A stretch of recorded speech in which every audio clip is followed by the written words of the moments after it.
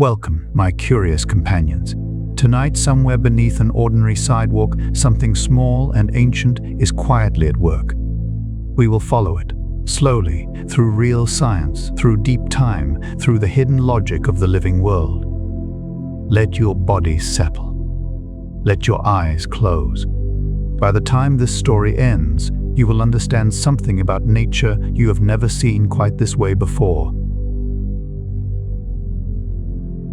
There is something very old in the sensation of a day ending, something that lives far beneath conscious thought, in a place the body understands without being told.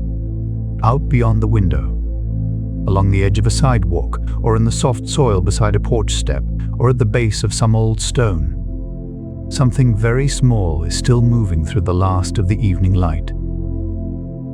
An ant. Maybe two. Tracing the contours of root and earth with an unhurried precision. These creatures have been moving through evenings like this for longer than the mind can easily hold. Their ancestors walked this planet before the first flower ever opened, before the first bird ever called. There is something quietly astonishing in that, if one lets it land slowly, like warmth. It is interesting to notice how easy it is to overlook them. They are so small against the wide, darkening ground. And yet each one moves with a kind of attentiveness, responding, adjusting, following something invisible.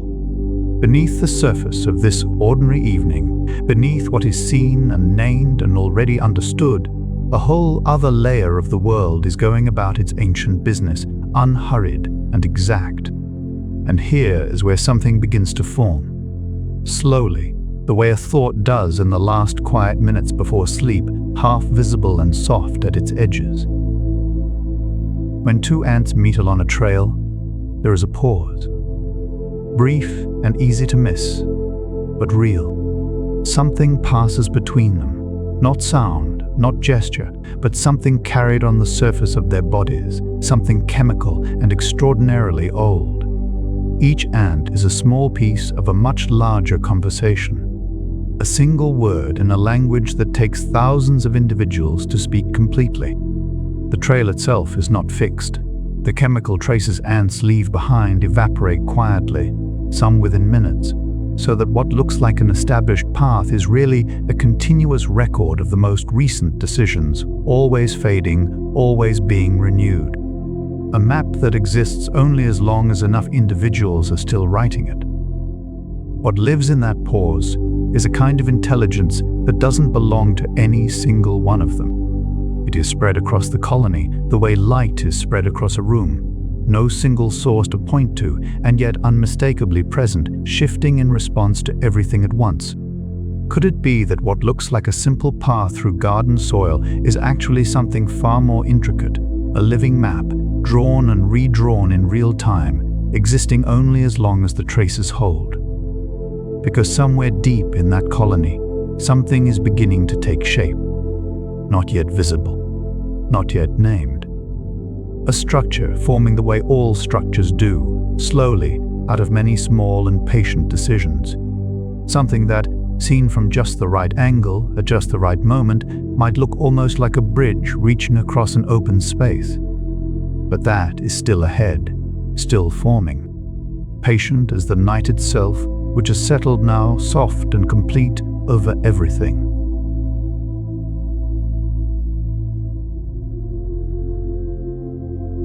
There is a moment, happening in the space of just a few seconds, easily missed, when a gap opens in the path and the colony does not stop. It doesn't slow to consider the problem, doesn't send any message upward through a chain of command. Something simply begins. One ant reaches the edge of the opening and slows. Another arrives behind it and makes contact.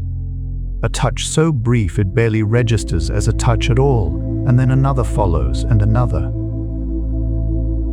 And in the space of what feels like almost nothing, bodies begin to link. Legs find purchase on legs. The gap narrows. What was an interruption becomes, gradually and without any announcement, a part of the path itself. This is not construction, the way that word is usually understood. There is no blueprint passed between them. no foreman directing operations from some elevated vantage point, no plan traveling through any recognizable language.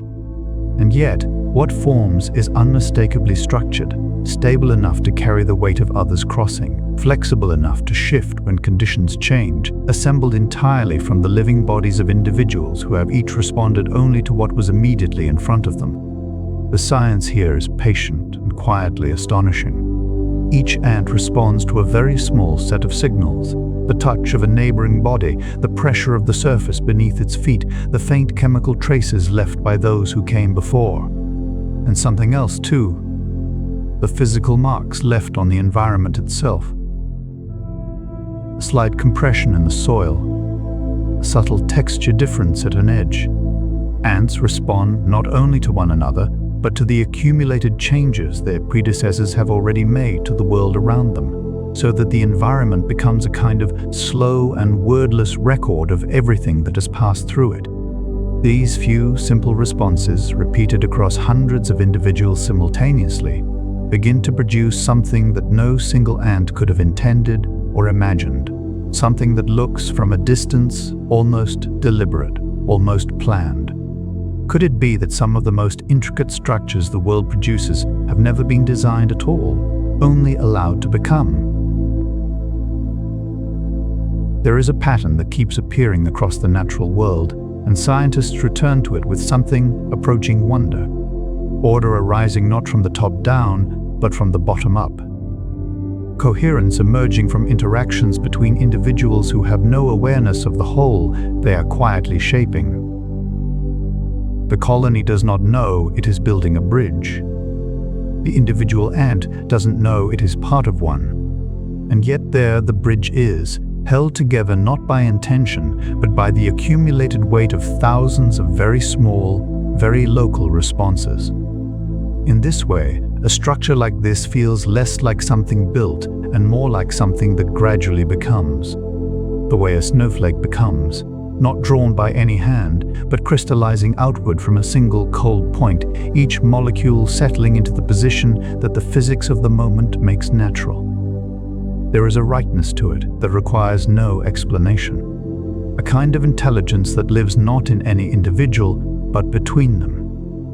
What is interesting to notice and easy to pass over is that the bridge does not simply hold its position once formed. Very slowly, over the course of minutes, it shifts. The ants composing it adjust their grip, change their angle, and the whole structure moves almost imperceptibly toward a path that turns out to be slightly shorter, slightly more efficient. The bridge corrects itself without any individual within it knowing that correction is occurring. And what makes these structures remarkable, beyond their strange beauty, is how resilient they are. Because there is no central point holding everything together, there is no single place where everything can go wrong. Damage one part and the rest reorganizes quietly around it. Stability arising not from rigidity, but from responsiveness. There is something almost comforting in that thought, held gently in a quiet room at the end of a long day. Outside, in the soft and patient dark, the colony continues its ancient work. Not because anyone has decided it should, but because the conditions are exactly right and the response, simple, local, older than almost anything, is already unfolding across 100 small bodies at once. Something is still becoming, slowly, the way all enduring things do.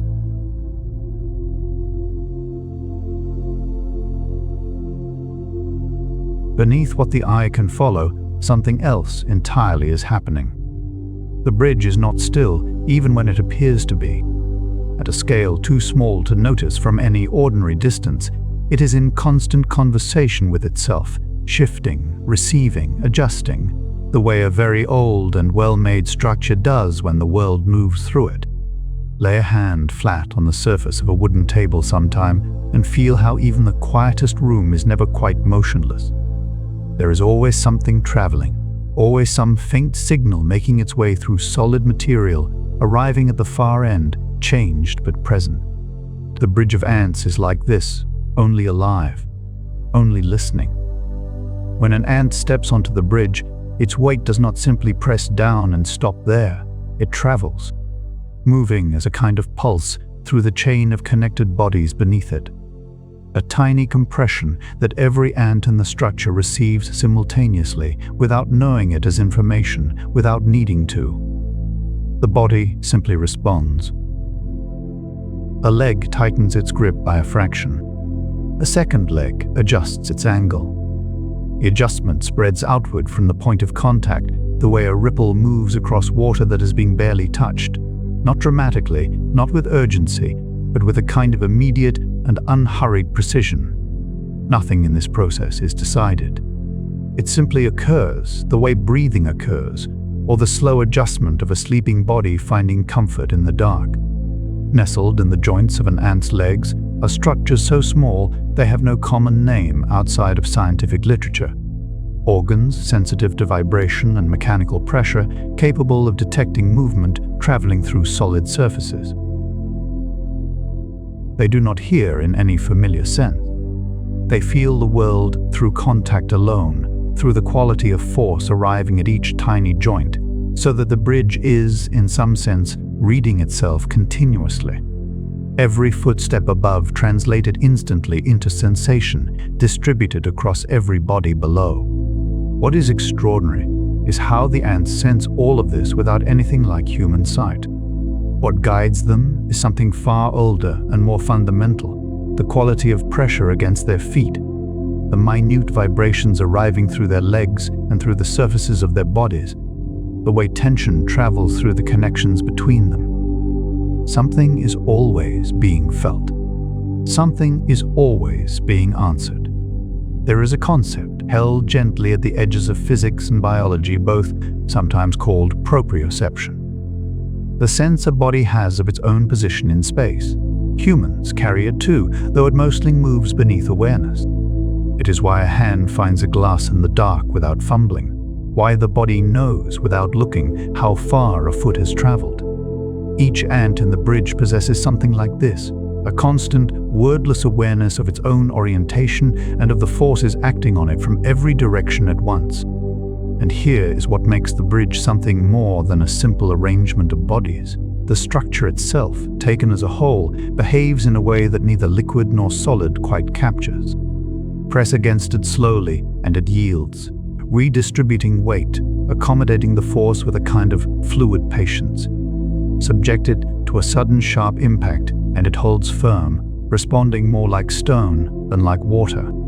Scientists who study soft materials recognize this quality and call it, in their careful language, viscoelasticity, the property of a substance that flows under one kind of pressure and resists under another. The bridge of living ants shares something with that description, though it arrived at this property not through chemistry, but through millions of years of small and patient refinement. Each ant holds a position it arrived at not through instruction, but through response, compression from above, tension from the sides. Forces flowing through the chain like slow currents through still water, the structure neither fully rigid nor fully free. The evening has grown very quiet now. The body in this warm and softly lit room is doing something similar, neither fully awake nor fully released, held gently at the threshold of something. Aware of its own weight, aware of the surface beneath it, listening in its own way to itself.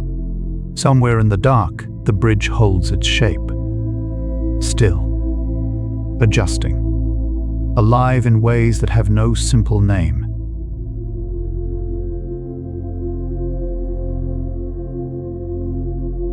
Rain has been falling on this continent for a very long time. Long before the first roads were laid across it, long before anyone named the rivers or mapped the lowlands where the water collects and rises, rain fell. And when it fell in enough quantity, the ground became something other than ground. It became a slow and patient force moving across the surface of the earth, rising without hurry, reclaiming what had always, in some deeper sense, belonged to it. Entire landscapes would vanish beneath a few feet of brown and moving water. And in that water, clinging to whatever remained above it, small creatures would begin the ancient work of surviving. Fire ants have been doing this for longer than the mind easily holds. When the water rises, something happens in the colony that requires no signal anyone has yet been able to identify. No single ant appears to initiate it. No alarm passes through any obvious channel. And yet the response is immediate and collective and precise. Bodies begin to gather. They press together at the surface of the rising water, legs interlocking, gripping one another in a weave so tight that what forms is not simply a cluster but something closer to a material. A living fabric. A raft. What keeps it afloat is, by any ordinary accounting, surprising. Individually, an ant placed on water will sink. The body is small but dense enough, and the surface of still water will not hold it for long. And yet together, pressed into this collective form, something different happens. Between each body and the next, in the microscopic spaces created by the geometry of their interlocking legs and waxy surfaces, air becomes trapped. The waxy coating on each ant's body.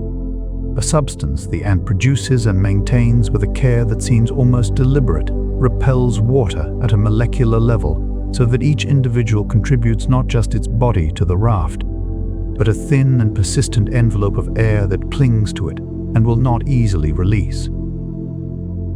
Enough to lower the overall density of the structure. Enough that the surface of the water finds in the raft something it can support. Something that, against ordinary expectation, simply rests, lightly, improbably, persistently, on top of the flood. What the raft does next is harder to describe because the raft breathes. Not in the way a single body breathes, but in a slower and more distributed sense. As water laps against its edges, the outermost ants are briefly submerged, then pass inward.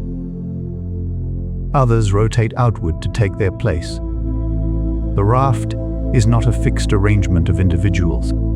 It is a continuously reconfiguring surface, maintaining its form not through rigidity, but through constant rolling exchange. No ant remains at the edge indefinitely. No ant remains at the center indefinitely. There is a circulation to it, patient and automatic and almost impossible to watch without feeling something that has no simple name. What is interesting to notice and easy to overlook is that the larvae and eggs of the colony tend to be found beneath the raft rather than above it, tucked into the underside of the floating structure, held there by the same interlocking bodies that keep the whole thing buoyant. The underside of the raft, pressed close to the water's surface, turns out to be among the most sheltered positions available, insulated by the mass of bodies above, buffered from the movement of open air. The colony, without deliberating, places its most vulnerable members in the position that offers the most protection. And this is where the boundary begins to soften. The raft is not something the ants have built and now occupy. They are the raft. Their bodies are its buoyancy, its means of navigation, its architecture of care. Each ant is simultaneously an individual and a piece of something larger, a cell in a tissue, a drop in a body of water that somehow holds itself together. There is something deeply ancient in this image, something that reaches back through geological time, through uncountable generations of flood and survival, and the slow refinement of a response so effective it has never needed to change. Outside, somewhere in the quiet dark, rain moves against a window. The sound of it is soft and steady, and in some low place not far from here, water is gathering in the old way it always does. And something small is rising with it, holding together, as it always has.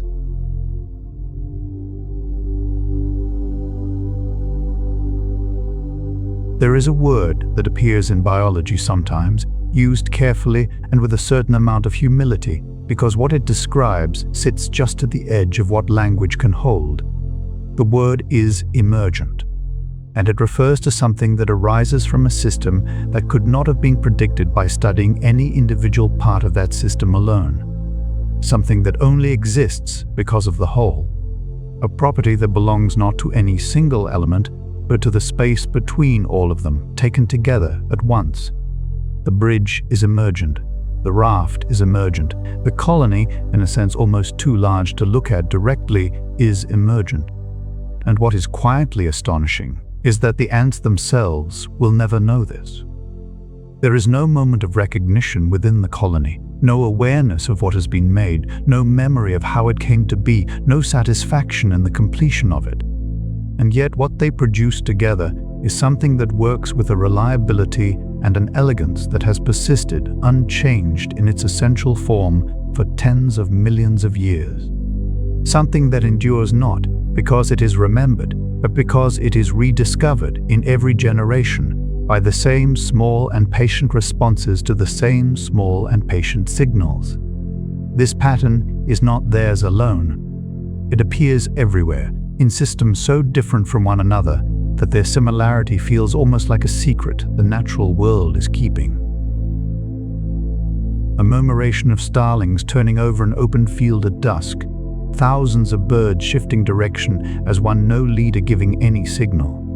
Each individual responding only to the 7 or 8 birds nearest to it, and from that simple local rule producing a shape so fluid and continuous it seems to breathe. A river finding its path across a landscape, not because any single molecule of water knows where it is going, but because each one yields to the slope and the pressure beside it, and from that yielding a current forms, and from the current a channel, and from the channel across enough time a canyon. The same logic appearing again and again in feathers and water and the linked legs of 1,000 small insects holding steady above a flood. Something in the universe seems to favor this arrangement.